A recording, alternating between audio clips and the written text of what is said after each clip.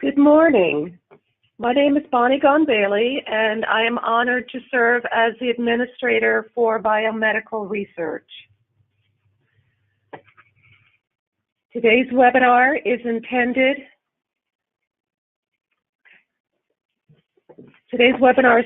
for new grant awardees and other key representatives that support the initiation, management, and closeout of research grants. The agenda for today's webinar is to provide a brief overview of the program and to spend the majority of the time discussing grant startup, guidance, reporting requirements, and tips to assist you in submitting required paperwork.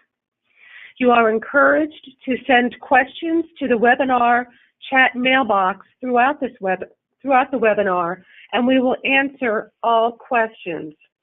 All feedback is appreciated. This webinar will also be recorded and posted on our website. Additionally, this webinar will be repeated for the new grant awardees within a month after awards are announced for the Bankhead Coley, James and Esther King, and Live Like Bella research grants. At this point, I'd like to go ahead and have the biomedical research staff introduce themselves. You will get to know them very well. Hi, I'm Teresa Matthew. I'm a grant manager and advisory council liaison to the Biomedical Research Advisory Council. Hi, I'm Etta Rodriguez, and I'm a grant manager. Hi, I'm Janice Johnson, and I'm a grant and budget analyst for the Biomedical Research Unit. Hi, I'm Rochelle St. Ford. I'm also a grant manager. My name is Karen Schneggenberger, and I'm a grant manager and serve as Biomedical Research's budget coordinator. Good morning. I'm Jim Aldrich. I'm a grant manager. This is Tanya Bryan. I'm the IRB coordinator and the grant manager. Hello, Gavin Green. I'm also a grant manager. All right. And that is the team. Denisia Sampson is also a name that you will get to know. Denisia Sampson is our point of contact for our Alzheimer's Disease Advisory Council. Next slide. Okay, just a brief background. The Florida statute that established the program, which was sponsored by Representative Hudson and Senator Richter, Section 381.82. We are the organization responsible for implementing the policy. So we implement peer-reviewed funding for research leading to the prevention or a cure for Alzheimer's disease. The initial funding was at $3 million and has been increased to $5 million the last 2 years. Awards are announced annually by December 15th, and that is also in the statute. If you've never read the statute, it's a good reference for you, and it kind of it enlightens you on why we ask for certain reporting requirements. Next slide. Okay, the long-term goals of the project. Improve the health, better prevention and diagnosis, expand the foundation of knowledge, and stimulate the economic activity, all related to Alzheimer's disease. Each year, the department is required to submit an annual report to the Senate President, the House Speaker, and Governor. It is due February the 15th of each year. The reporting requirements are also in statute and focus on the return on investment. Please note that the legislators want to see the state funds allocated for the best science and to see advances in new publications, patents, follow-on funding, training of new researchers, building that infrastructure in the state of Florida. And that report that we submit February 15th is the best way that we have for demonstrating all of the fabulous work that you're doing. One of your reporting requirements will be to submit to the department a summary of your work effort, no more than 500 words for the fiscal year, so that we can include it in the legislative report. This is your opportunity to shine. All right, let's talk about the impact that the state funds have had. Since the inception of the Ed and Ethel Moore Research Grant Program, NIH funding into Florida has continued to increase. In 2016, Florida broke into the top 10 highest funded states with a ranking of 7. Next one. For 2017, Florida furthered its rise to 5th place. Congratulations go to the Florida principal investigators for their outstanding work. It is our hope that the state research grant funds have helped. Once again, this slide demonstrates where we are, and we had a great bump in the state of Florida for 2017.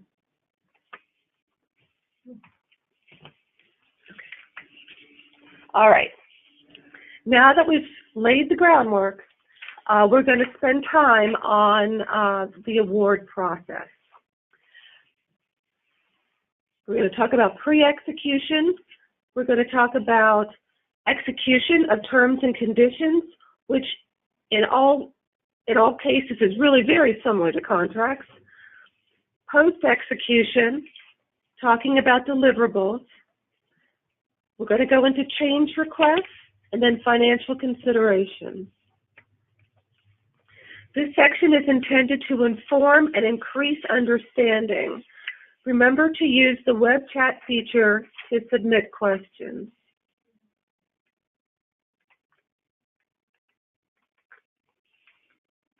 Okay.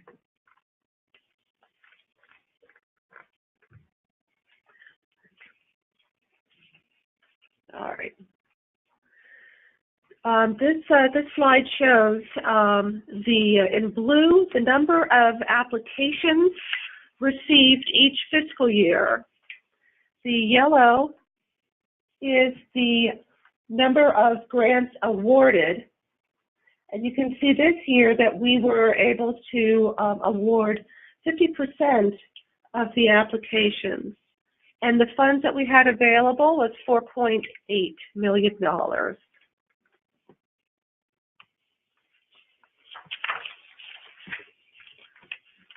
Okay, this is to give you an idea of the where the funded grants, what their priority areas.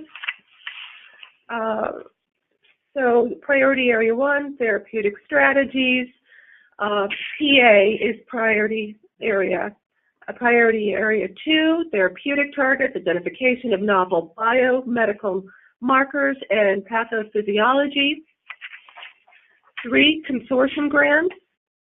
Epidemiology research studies is 4, and priority area 5 is research fellowships. We had a significant increase in priority area 1 this year, and we expanded the types of research projects that could be included in priority area 1. And so we had a lot of good grants, and we're able to fund most of them.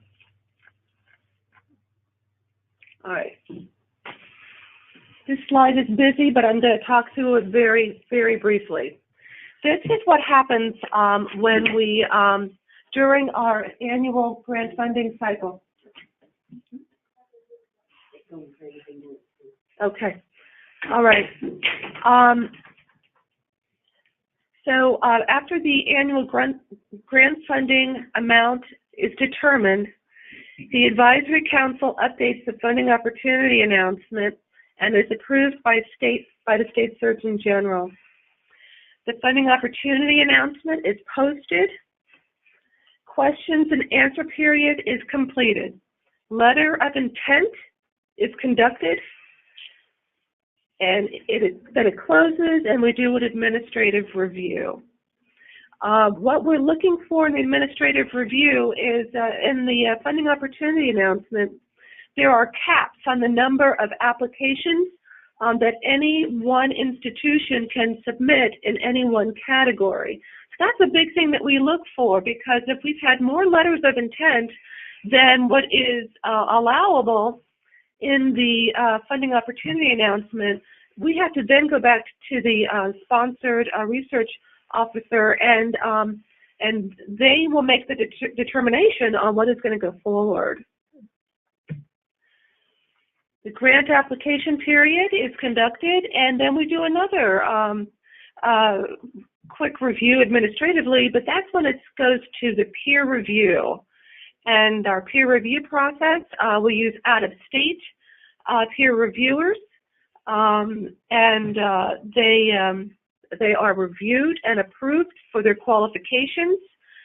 As a note, in the funding opportunity announcement and in your application, it talks about if there should be any peer reviewers excluded from reviewing your grant applications. We do look at that and work to make sure that that does not happen. That if you requested that someone not review your grant, we do our best to make sure that does not happen, and we understand all the reasons why. Then the Advisory Council reviews the scores and makes funding recommendations. As in the Florida statute, the State Surgeon General finalizes the awards, and then we send out the letters.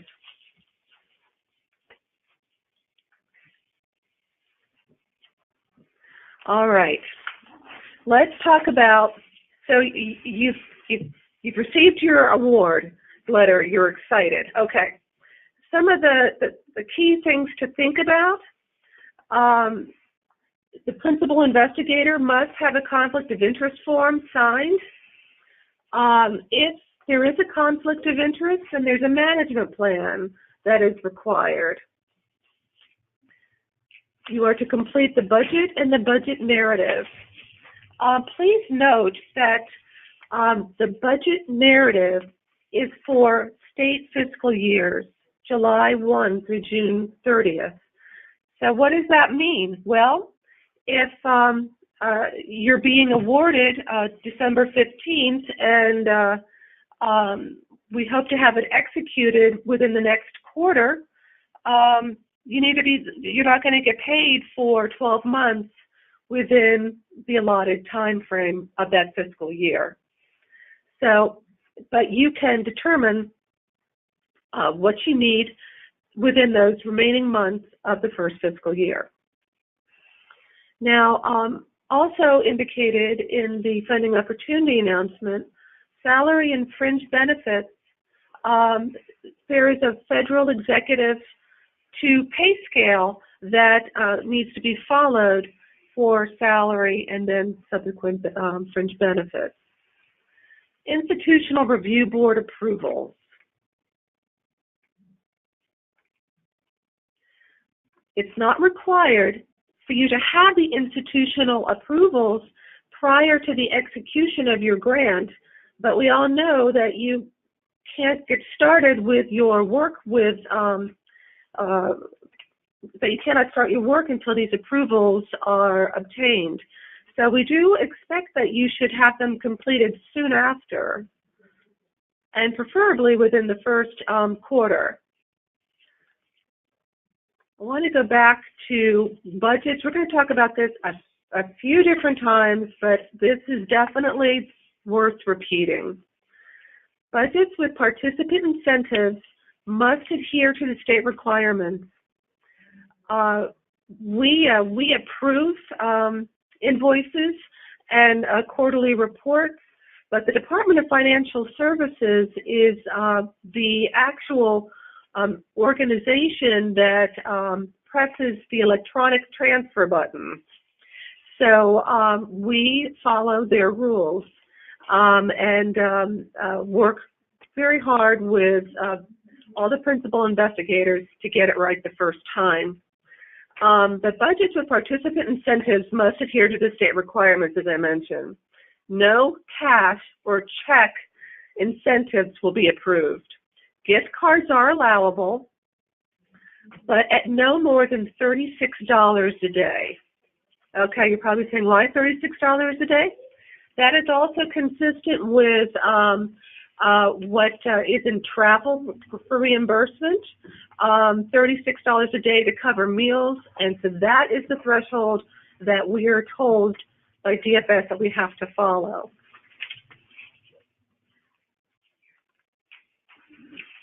Okay, please do not submit. Do you go through questions as they come in, or do you wait till the end? We'll do them at the end. Okay. Sorry.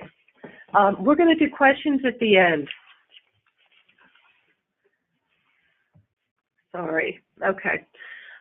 Please do not submit title changes to your research project. We get that. Not, I won't say on a regular basis, but it happens. But please know that you were funded based on what you submitted. And we don't want to see any changes. Now, if there was a typo, that's one thing. But don't change the title of your grant.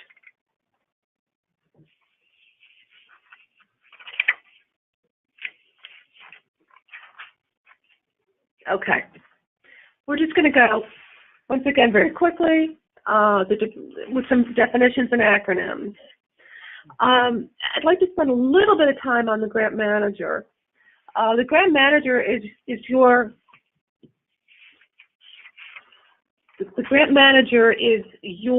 key point of contact. They are in the room today. We're going to provide you with contact information for them. They will learn your project. They will guide you throughout the life of your grant. They will provide you instruction as needed. However, we're going to show you a couple links at the end. We have a grant manual for you. It's like a how-to. We also have grant forms in there. We keep it updated. There's lots of good background on our website, and we're going to show you where that is.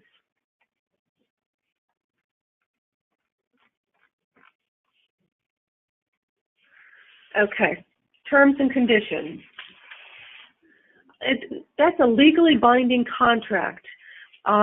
We call it terms and conditions, but it truly is a contract. And then what that means is that once it's signed, that both parties are agreeing to fulfill the requirements in the terms and conditions, both the department as well as the research institution and the PI. So it's really important for you to get to know the ins and outs of your terms and conditions, to really understand and to note the deadlines in the terms and conditions, such as when quarterly reports and invoices are due. It's all in your terms and conditions. Okay, OCO, that is used, it's for property and equipment that is more than $1,000 and lasts for more than a year. And we bring up OCO because of where it should go in the budget. And equipment is fine. Spending what you need is fine. It's a little bit different than a typical expense. So we wanted you to just know that it's other cost accumulator. Anyways, so we wanted you to know about that.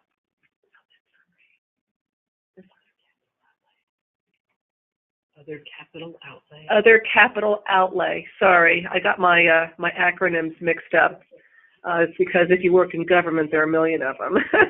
Okay. Next slide, please.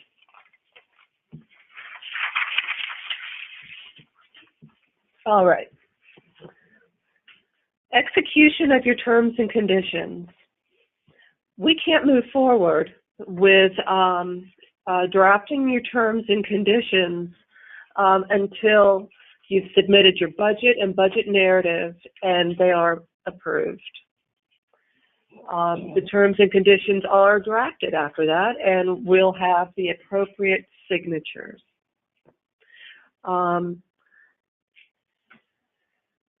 The attachment 1 and attachment 2 of the terms and conditions is customized according to the specifications of the awarded grant project. What does that mean? What is your project 1 year, 2 years, total amount being awarded and quarterly payments. That information is used by any of the entities that review and approve your quarterly grant invoices.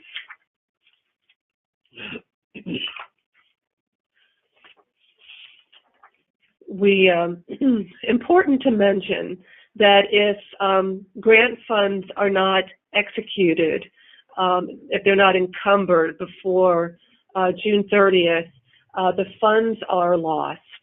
Funds have to be encumbered for them to roll over from 1 year to the next.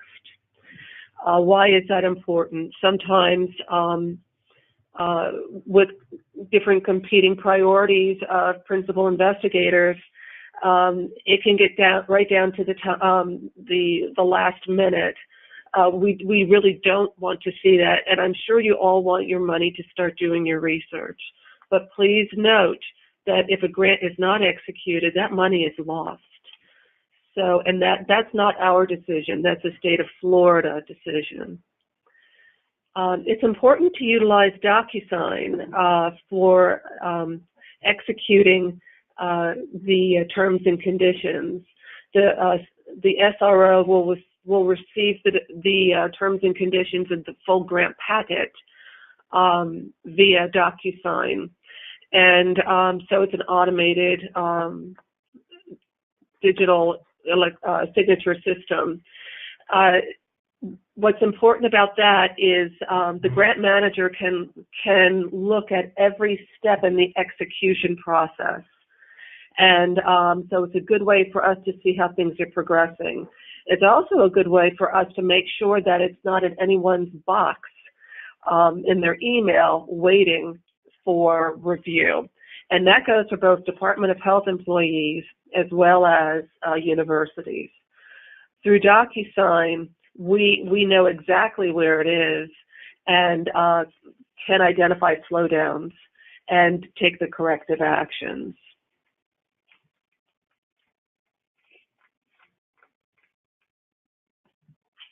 Okay.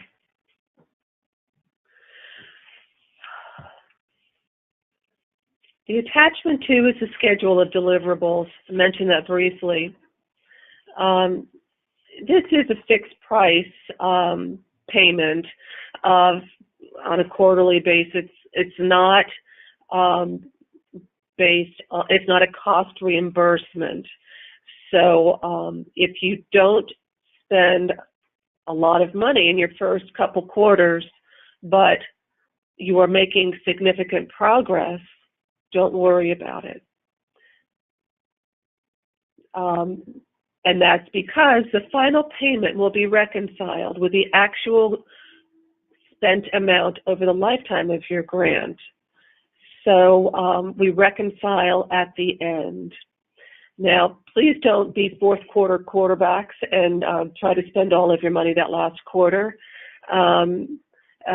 It's meant to be used throughout the contract terms and conditions period. All right, we have lots of deliverables. You have them, we have them too. Deliverables are the required forms needed for payment processing. There are quarterly deliverables. We've talked about that, and it's outlined in the attachment too, right? We have an annual Florida legislative report. I mentioned that previously. In Florida statute, it outlines what we have to report annually to them. Now, this changed a couple years ago and was greatly expanded. So it expanded our total report from approximately 25 pages to, gosh, what is it up to now? 140 pages? Something like that. Yeah.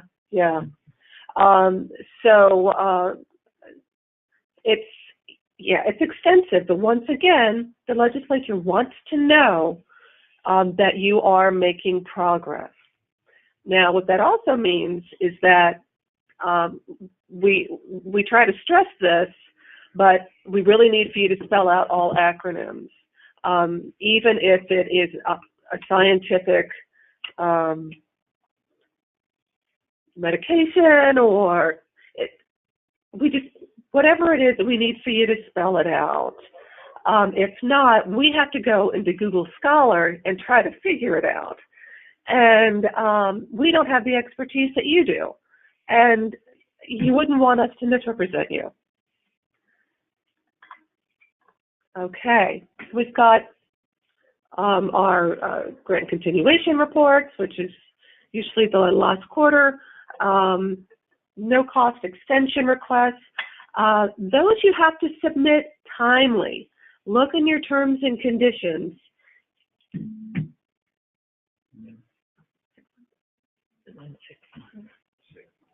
Okay, that needs to be submitted 6 months prior. No, 3 months prior. Okay. 3 months prior, and it's good for up to 6 months. Okay. Sorry, it takes a village. Okay. And then your final deliverables and your final report. Budget categories are monitored. The Department of Financial Services and Finance and Accounting here at the department, that's what they understand. That's what they're looking for. And they look at that carefully whenever a quarterly report is submitted. Now, that last bullet about you can't overspend in any one category without submitting a budget change request form. That is reviewed and approved by me as the administrator. It goes to your grant manager. It's a fairly easy process. We just need to know from what category to another category, the reasons why, and we can get that approved for you in a couple days, sometimes sooner.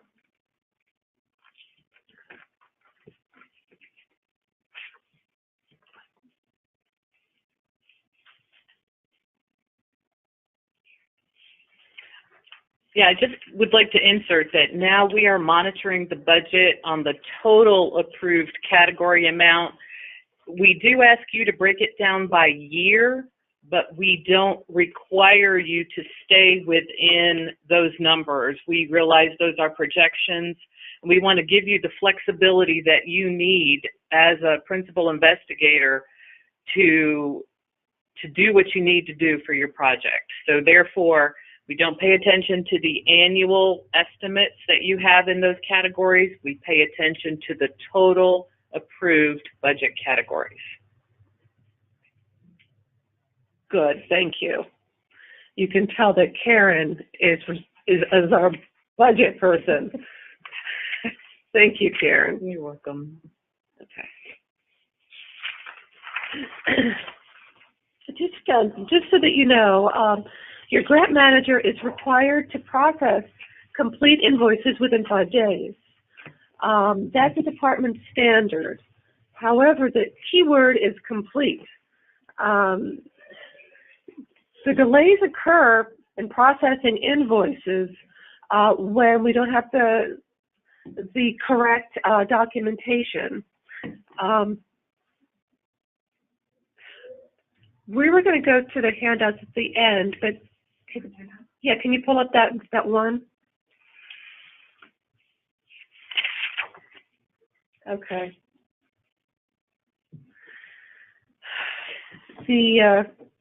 This sheet and the sponsored research offices have received this, but just so that it is clear for the PIs and associated staff, this guidance document resulted from meetings with the Department of Financial Services based on some issues that we were having in getting things paid.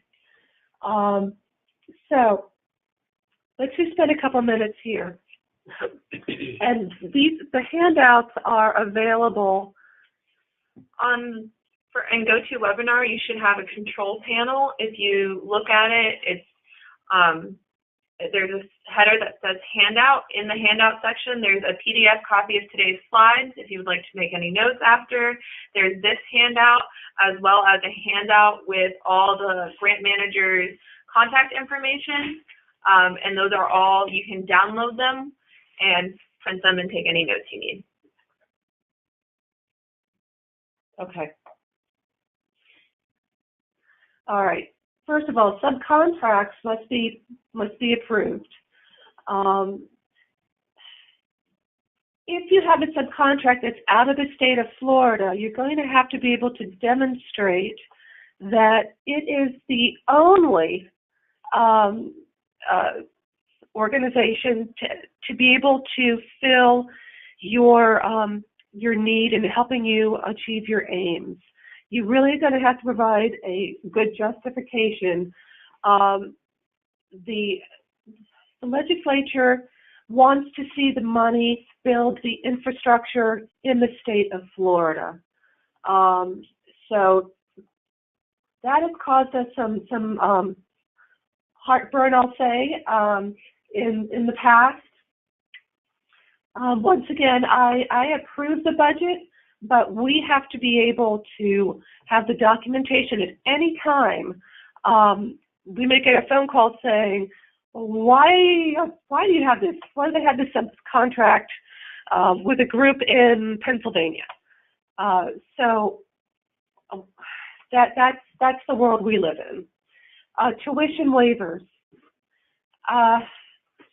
We need to identify that the classwork that is being supported with the state funds is pertinent to the research at hand and or for building the capabilities of new research talent.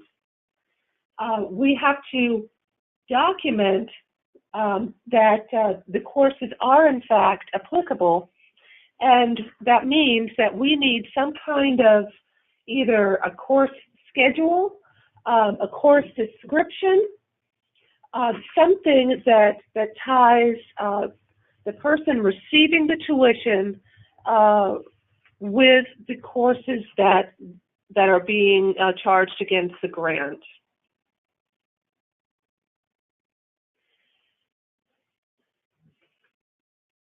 All right, next one down. Research participant incentives. We cannot approve cash or checks as research participant incentives. We know how extremely valuable it is to research, to recruit participants, and to give them incentives. The dilemma comes when with the tracking. How can we assure that funds are in fact going to each research participant? So the tracking and monitoring is key. We, through meetings, have been able to educate the different budget approvers and payment people that the Institutional Review Board is going through the IRB and having approval means that there is strict adherence to monitoring research participants as well as their incentives.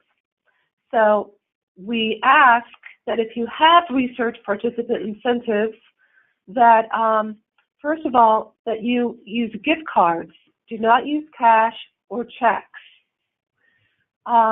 When you submit your quarterly invoices, you will need to include the monitoring log that lists the different research participants and logging each time they receive an incentive for that quarter. We don't want names, so we've seen where some researchers use an identification number for research participants. We don't want to see names. If that's the way that you keep track of it, please redact it before sending it to us. Additionally, the Department of Financial Services does not want to see payment for stockpiles of gift cards, even though it may be cheaper. They want to see where the inventory is being supplied for those that are receiving it. And so please don't buy bulk quantities of gift cards at any one time. Participant incentives must be no more than $36 a day. I mentioned that before. It is in fact correct. And we cannot get anything above that approved. Let's go to travel. Oh, let me just go back and say that does not include medical treatment for the research participant incentives. As an example, if there's some kind of a scan per participant, that's medical care. And that's how it's classified. All right, travel. The state of Florida travel voucher has to be used for all related travel expenses.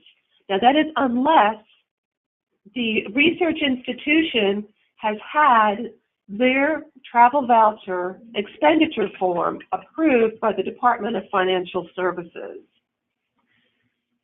Then you can use your institution's form. The travel voucher needs to be signed and dated by both the traveler and the traveler's supervisor. It's only you can only get reimbursed for travel within the United States. Now, we've recently had some budgets that I've been reviewing and approving, but the Alzheimer's International Conference, I've seen that on the budget narrative. Some years that conference is out of the country. That travel cannot be charged against this grant. But when it's in the United States, yes, we can reimburse you for that.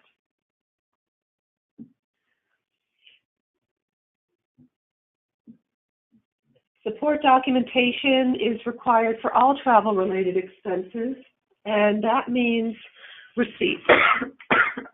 You should sign your receipts when you submit them. That's for flight, hotel, parking, rental cars. It's also, you can use it for Uber, Lyft. You can use it for shuttle bus, airport shuttle buses. Please also note that there's a cap on what the department can reimburse per night for hotels, and that's $150. It's important for you to know that because especially when you travel out of state, I know that can be challenging. Okay, is that the end of it? Mm-hmm. All right. Once again, that is a handout available to you. So I think we're starting to get a bunch of questions too, right? We actually just have 2. Okay. All right, well, that's good.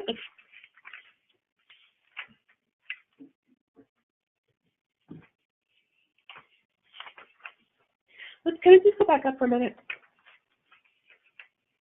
Okay. Let me just talk about this third bullet.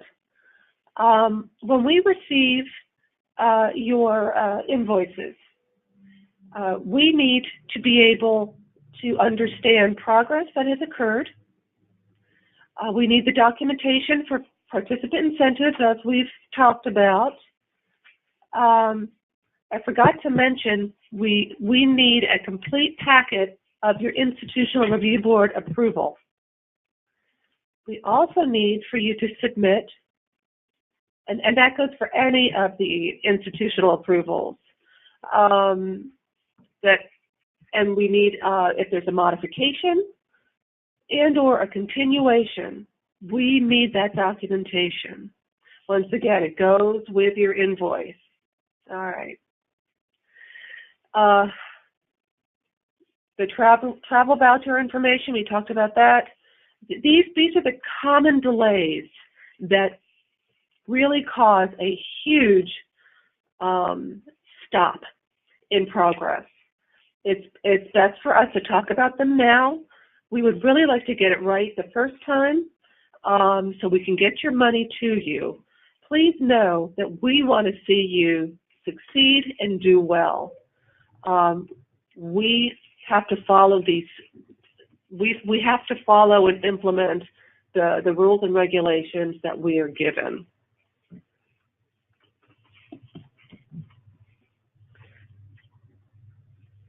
Remember that the state of Florida's structure is critical of the use of taxpayer funds. They don't want to see wasting of taxpayer funds, your funds, the taxes you pay. That's why the accurate documentation is a game changer.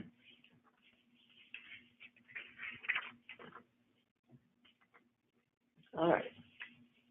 Post-execution continued. All right. We've already talked about a lot of this.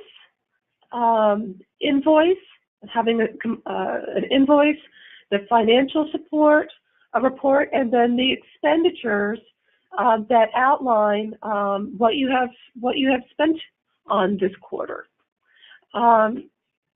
We've talked a lot about the what's required in the documentation. I'm looking here to see. Yeah. Oh, okay. I've talked about most of this.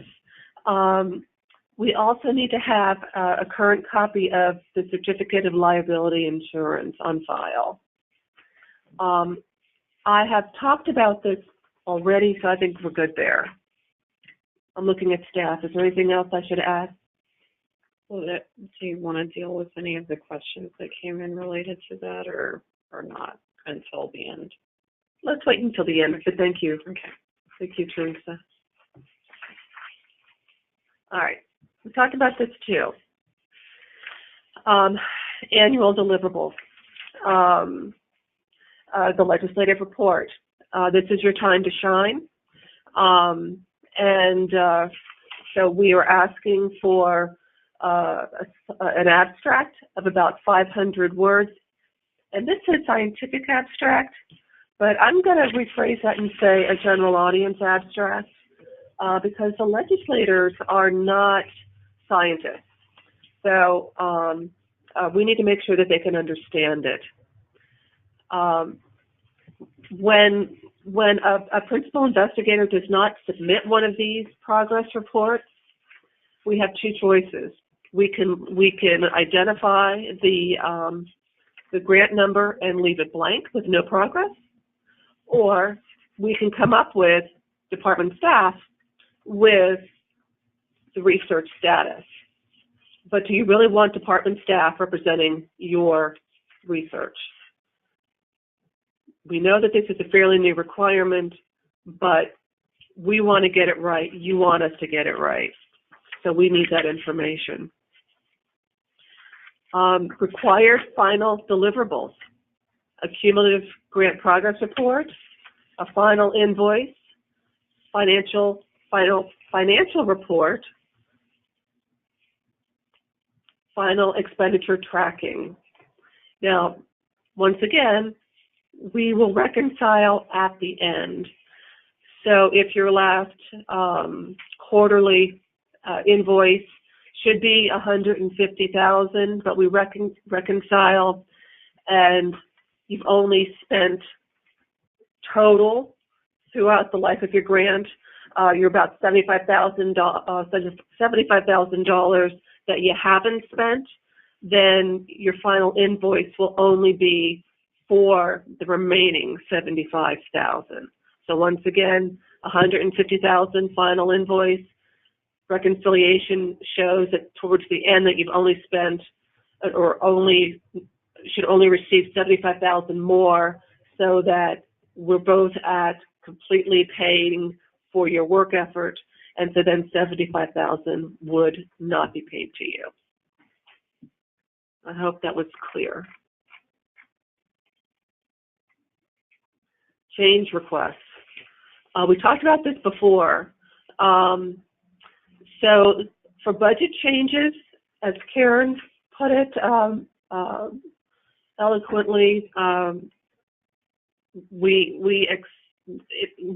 understand why there will be budget changes, but remember, you cannot spend that money until it is approved by the Biomedical Research Administrator. If there is a change in key personnel or efforts, that can cause an amendment to the terms and conditions. So please note that takes time, and it could be a month before all of the signatures, including from your institution, have in fact been that we have all the signatures we need. Excuse me. I'm looking ahead and I'm getting tongue-tied. A protocol change request. Once again, you're funded based on your research proposal. Depending on what your protocol change request is, it may or may not be approved. Once again, you are putting forward what you plan to do in the beginning. And if that is possible, yes, another amendment will have to happen to your terms and conditions. And once again, this is state of Florida policy. This is not biomedical policy. No cost extension, we talked about that before, should be submitted no later than 3 months prior to the end. I'm getting lots of nods from the grant managers. And we will need to make an amendment to that as well, and that the no cost extension can last up to 6 months.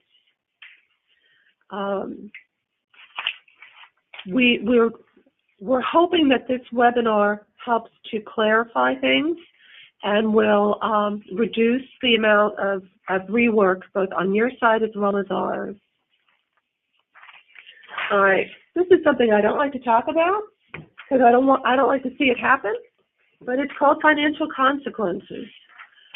We are required to implement penalty fees per invoice for not meeting certain standards. And we use the term violations include failure to have appropriate institutional approvals, late submission, lack of scientific progress, lack of prior approval.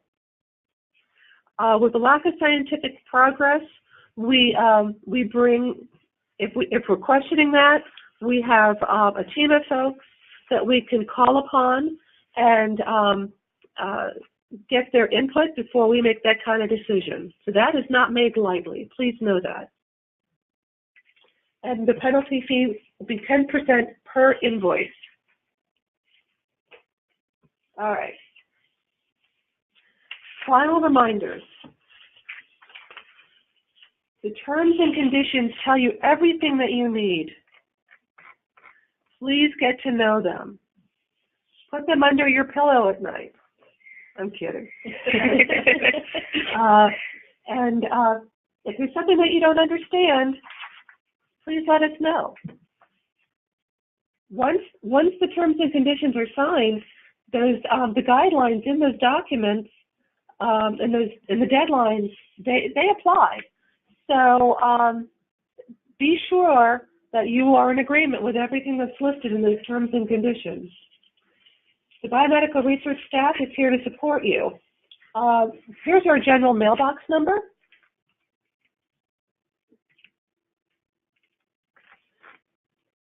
Okay, next slide, please.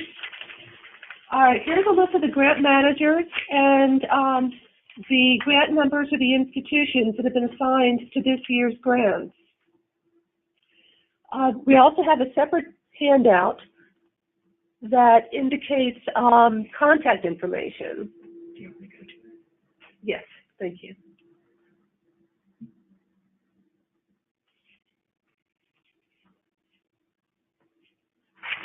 All right, here are our names, our email addresses, and our office phone numbers.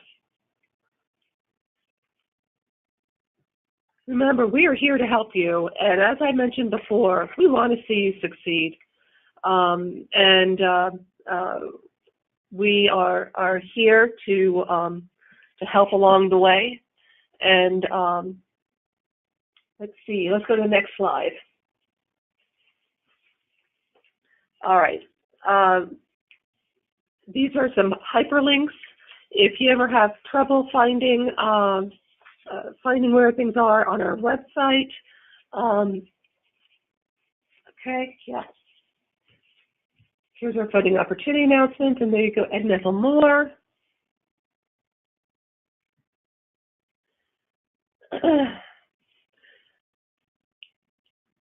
Let's go to the forms. Okay. Here are, okay, this link takes you to every form you would ever want. And they're all hyperlinked. A key note to make here, we really ask that you go and download the form from the site because they periodically are updated. And like we said, we can't process your invoice unless you turn it in completely. And part of turning it in completely is putting it on the right form. So it's really important that you check this website regularly and don't just download something at the start of your grant and assume it's going to be right for the life of it. It's very important. That's right. Okay.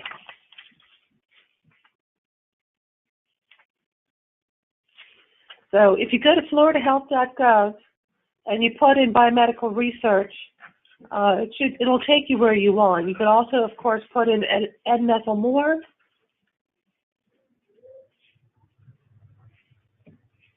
Okay.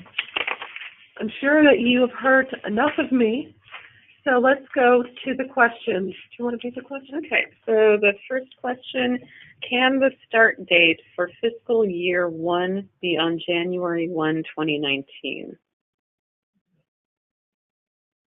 No, it's the date that it's executed. And just to clarify, we can't change when the fiscal year starts either. That is a set date that, yeah, so it's always July 1 to June 30. We can't change the start date of the fiscal year. Yeah. Yes, I'm sorry. Yeah. I interpreted that incorrectly. Will we have access to the presentation slides? Mm-hmm. Yes, are they already up there? The presentation slides are currently in, so if you look on our screen, this is our handout, and then under the tab that says handout, you can download them from there. Or if for any reason GoToWebinar is fighting you on that, you can go ahead and email me, Etta Rodriguez. My contact information is rodriguez@flhealth.gov, and I'll email you whatever you need. This is another start date question. Will the project start date be 7/1/19? No. Yes. It'll be whenever it is executed, and I do want to reiterate that no work can be started on this project until the terms and conditions have been signed by both parties. And the execution date, which equates to the start date, will be the date that it is signed by the DOH official. All right, and then the last question that I have is, does the $150 a night limit include taxes and standard fees? It has to be within the 150. Everything has to be within the 150. The taxes and all. Okay. Can you repeat that?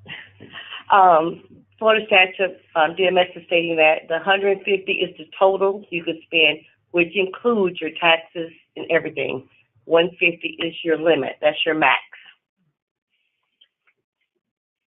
Okay, I just had one more, well, actually a couple more questions come in.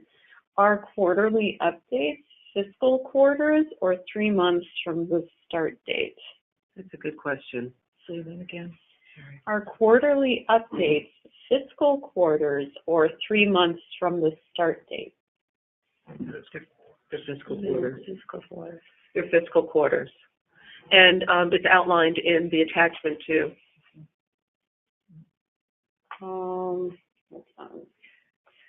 Okay. I do want to add something real quick.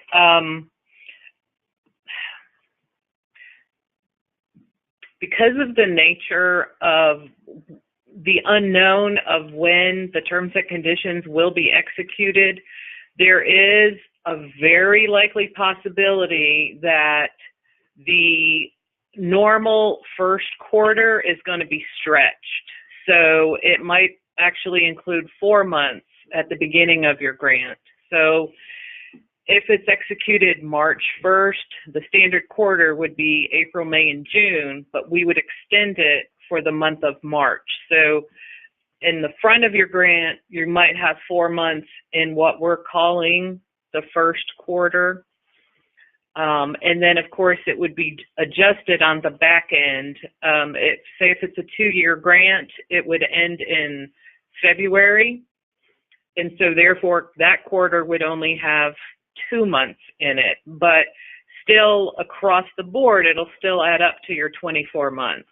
You do get your full 24 months. But it might look a little funny in the front, might look a little funny on the back end. But in the middle, you'll see your standard 3 month quarters. I want to make one announcement. All phone lines are muted, and I just sent this out in the chat as well, but it's super important you type in your questions, because if you're saying anything, we can't hear you, and we want to make sure to answer your question. Okay. How do I find my award number? I would like to identify my grant manager.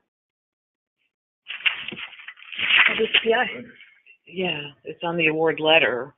It's on the award letter. That's on mine to say University of South Florida name. But the grant manager wouldn't be on the award letter. Correct. Yeah. But we have.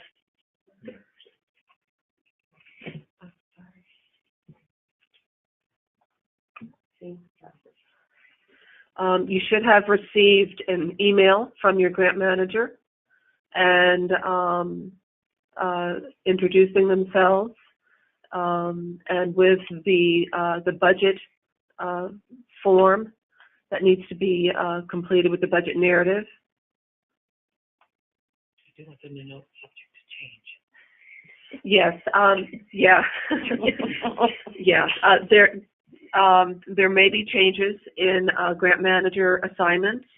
But you will be notified of any changes. And if there's any confusion about this slide, the reason myself, Etta, Rochelle, and Janice have institutions listed next to their name is because I manage all the 9 AZ grants at the University of Miami. Rochelle has all the Mayo grants. So if you're at one of these institutions and you don't see your specific number, it's because we have all of your institutions and we didn't want to list each individual grant.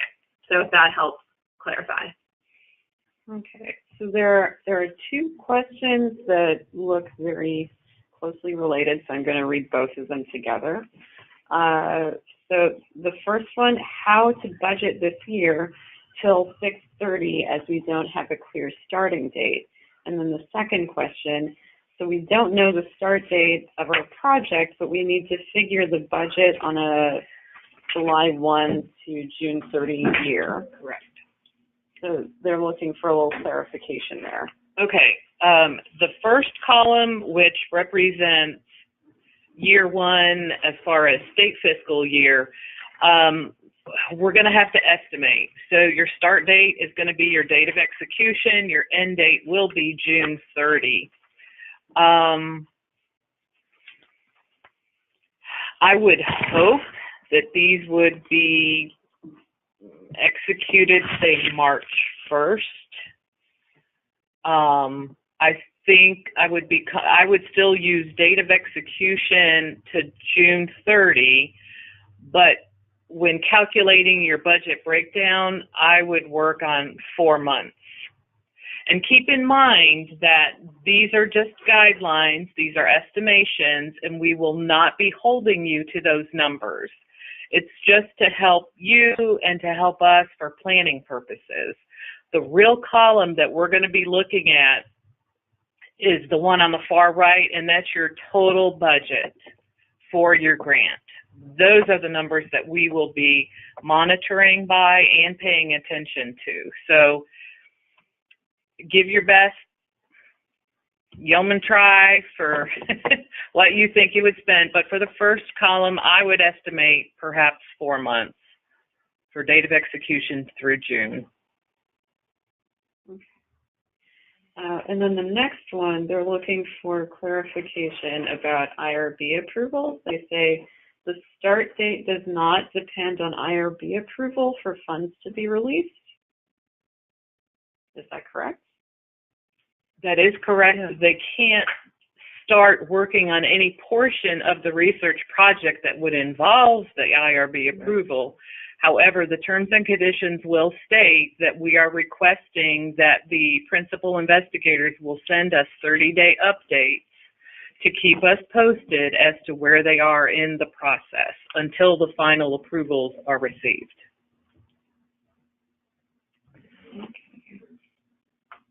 So, yeah, so you can be starting your project overall, but just not doing that specific research that requires the IRB approval.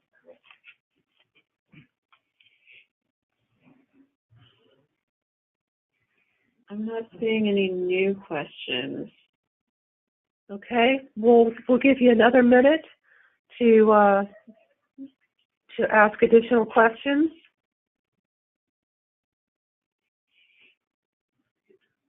This is the first time that we're doing such a webinar at the beginning for the new grant awardees.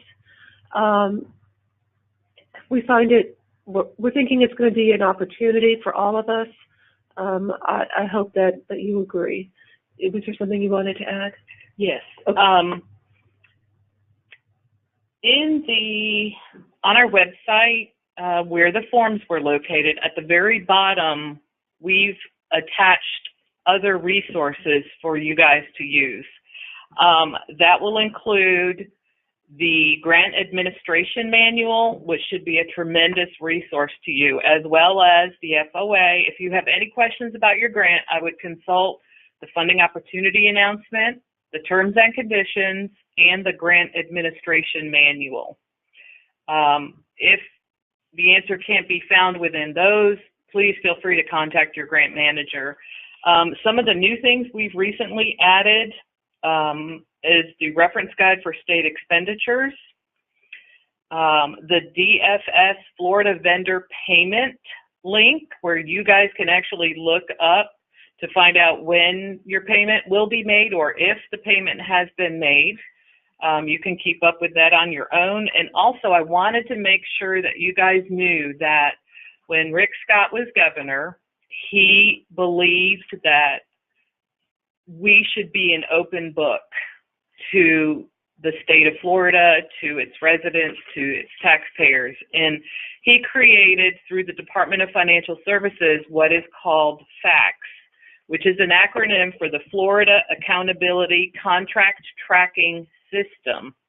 And I wanted you guys to know that your grants are listed in this database of contracts.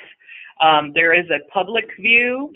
I've included that link as a resource if you would like to go in and see once your contract has, or terms and conditions have been executed, you can actually go in and see what the public has access to, what information is out there. A lot of people aren't aware of that, but we still use it.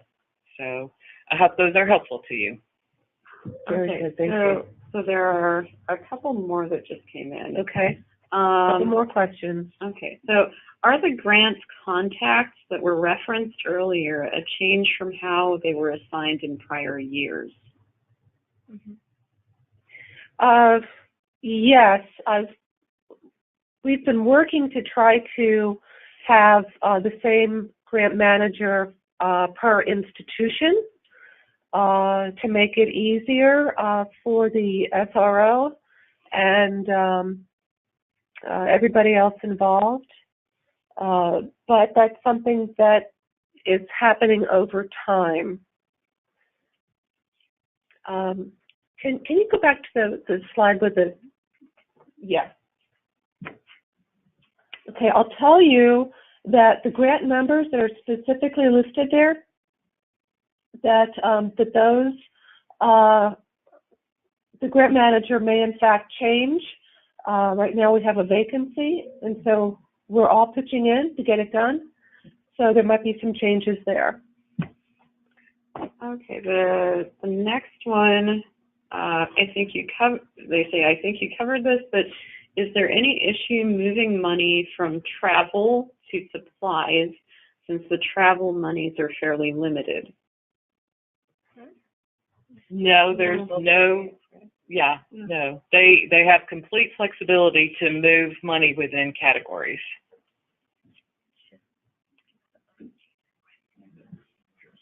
Okay, and then... Correct. As long as it's justified and on the budget change request form. Yeah. Okay.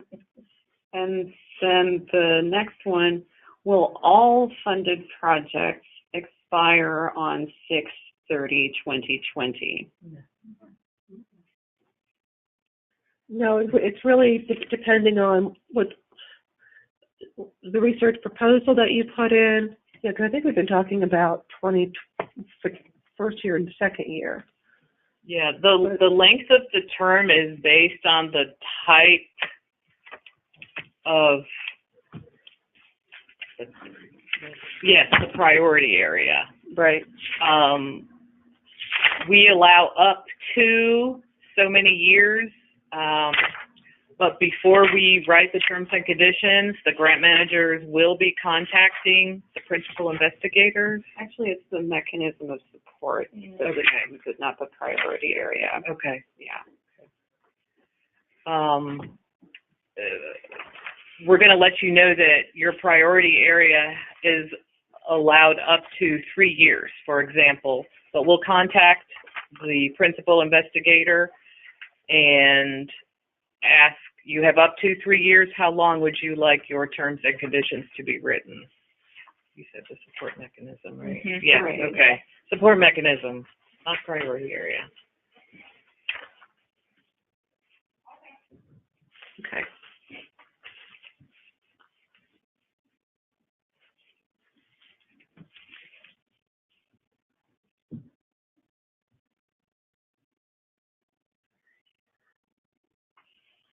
Okay, I haven't received any new questions for a little bit.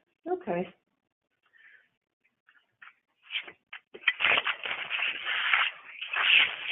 Okay.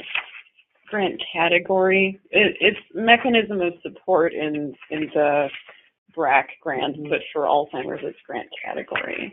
Sorry. Was it 24?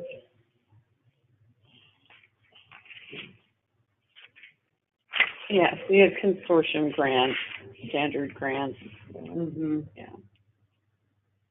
Okay. So like that one, the maximum duration can be up to 4 years. Right. So we'll contact you and ask you, what is your preference?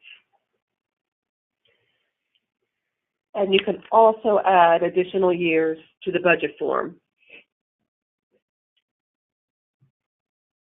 Okay. No more questions? Let me just do one double check.